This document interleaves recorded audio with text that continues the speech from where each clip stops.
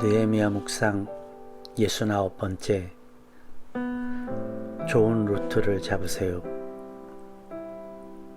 느헤미야서 13장 28절로 29절. 대제사장 엘리야십의 손자인 요야다의 아들 가운데 하나가 호론 사람 산발랏의 사위가 되었기에 나는 그 자를 내 앞에서 얼씬도 못하도록 쫓아냈다. 나의 하나님, 그들을 잊지 마십시오. 그들은 제사장직을 더럽히고 제사장과 레위 사람의 언약을 저버린 자들입니다.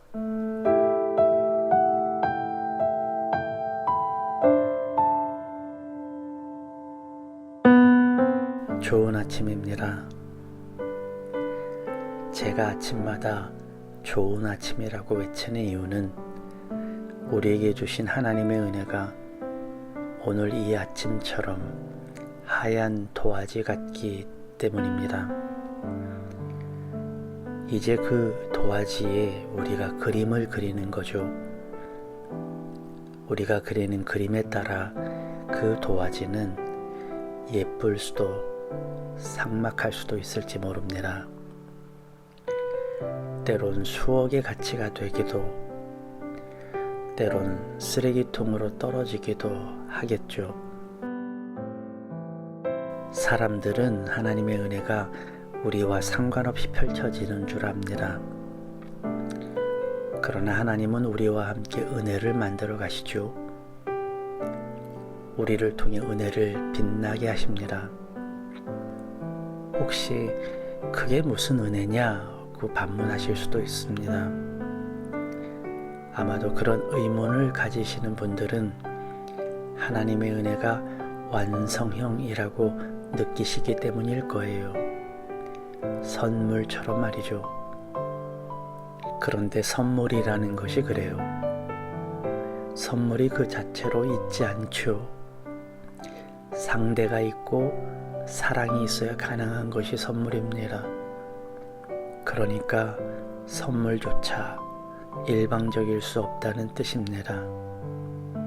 그보다 더 중요한 것은 우리가 잊고 있는 것인데요.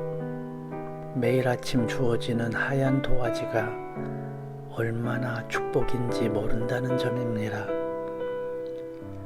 오늘을 다시 써내려갈 수 있다는 사실이 얼마나 축복인지 말이죠.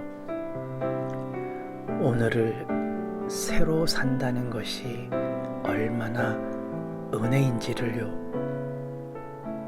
그런 도화지 위에 오늘 여러분이 그린 그림대로 값어치를 하게 될 것이라면 어떤 그림을 그리실까요? 저는 일단 좋은 마음으로 그림을 시작하겠습니다. 감사와 기쁨으로 말이죠. 이렇게 좋은 아침에 오늘 읽은 본문의 말씀은 갑갑함과 한숨을 부릅니다. 알려줘도 모르고 가르쳐줘도 잊어버리는 건망증 만렙의 인간들을 보고 있자면 가슴이 답답해지죠. 어제와 오늘의 본문을 통해 느헤미야는 세 번째 기도를 드립니다. 우리에게는 예배와 말씀을 꾸준히 지키는 것과 창조주 하나님을 기억하는 것에 이은 세 번째 영적 개혁의 메시지인 셈이죠. 이방 여인들과의 결혼을 통해 이스라엘 가정에 나쁜 영향들이 미치는 것을 성경은 기록하고 있습니다. 물론 저는 이 부분을 몇 차례에 걸쳐 새로이 해석하였습니다. 이를 남 탓으로 돌리면 종교적 배탈성에서 벗어나지 못한다고 말입니다. 오히려 어떤 상황이나 상대일지라도 좋은 영향을 끼치는 자로 성장해야 함을 기록한 본문이라고 해석하고 싶습니다.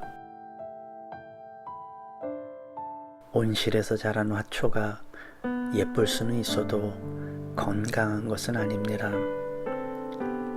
건강하다는 것은 많은 외부의 비바람에도 견뎌내는 것을 의미하니까요. 우리의 신앙이 그렇습니다. 내 스스로 골방에 갇히고 세상과 담을 쌓으며 지키는 신앙이 그리스도의 정신은 아니기 때문입니다. 그리스도의 메시지는 매우 적극적입니다. 나쁜 영향을 차단하는 것에 머물지 않고 좋은 영향력을 적극적으로 전하는 것이 그 정신의 핵심이기 때문이죠. 그래서 그리스도의 향기라는 말이 있죠. 어디서나 거룩한 향기를 바라는 사람들이 그리스도인이니까요. 그렇게 이방 여인이든 삼방 여인이든 그 누구든 가족이 되었으면 내 가진 좋은 영향력을 끼치며 살아야 합니다. 자녀가 잘못했을 때 대부분의 부모들이 이렇게 말하죠. 내가 잘못 가르친 탓이라고요. 물론 그것이 옳은 생각이라는 뜻은 아닙니다. 그러나 적어도 좋은 영향을 끼치며 사는 것이 부모의 도리라는 것은 분명하죠. 오늘 본문은 이와 같은 총체적 난국을 한마디로 표현해 줍니다. 다시 엘리야십이 등장하죠. 대제사장이며 도비야에게 성전의 곡간 하나를 내어주었던 인물입니다. 그의 손자가 산발랏의 사유가 되었다고 하네요. 이제야 비로소 엘리야십이 어떤 인물인지 드러납니다. 느헤미야의 입장에서는 적과 내통한 인물쯤으로 해석이 될 만합니다. 그러니까 우리로 말하면 어떨까요? 일제강점기 독립운동을 하는 이들 가운데 고위 인사가 일본과 내통을 하는 것쯤 될까요? 그래서 느헤미야는 사회 지도층 인사의 영향력을 강조하며 그들의 책임을 묻는 기도를 합니다. 그렇다면 이 세 번째 영적 개혁 메시지는 뭘까요? 책임 있는 자리에 사람들은 각성하라 정도에 될까요? 아니면 종교 지도자들은 똑바로 하라 일까요? 저는 이 엘리야십의 모습이 어제의 본문과 연결되어 있다는 점에서 특정한 이들의 문제로 치부되지 않는다는 생각을 합니다. 분명 우리에게 주시는 메시지가 있어요. 그것이 무엇이냐 하면 내가 누구를 사귀고 누구와 함께하며 누구의 영향을 받으며 사는가 하는 문제입니다. 엘리야십이 산발랏과 도비야를 두둔했던 이유는 무슨 거대한 꿈이나 생각이 있어서가 아닙니다. 그저 그들과 친했기 때문입니다. 자신이 정보를 얻는 곳, 자신의 생각을 공유하는 곳이 그들이었기 때문이죠. 그래서 일반 백성들의 생각과는 다른 행동을 하면서도 자신이 무엇을 잘못했는지 잘 모르죠. 마치 오늘날 정치인들처럼 말입니다. 그들은 자신들만의 세계를 구축하며 그들 내에서만 영향을 주고받지요. 사랑하는 여러분, 이런 말이 어떠실지 모르겠습니다. 여러분은 어떤 이들과 친하게 지내시나요? 어떤 곳에서 정보를 얻고 어떤 곳에서 영향을 받나요? 우리 교회가 이끄는 비영리 교육단체 다림교육의 학부모들이 곧잘 이런 말을 해요. 강남 엄마들 속에 있다가 보면 자신들이 자녀 교육을 잘못하고 있는 것 같대요. 학원을 보내야 할 것 같고 과외를 해야 할 것 같고 자녀들을 닥달해야 할 것 같다는 거예요.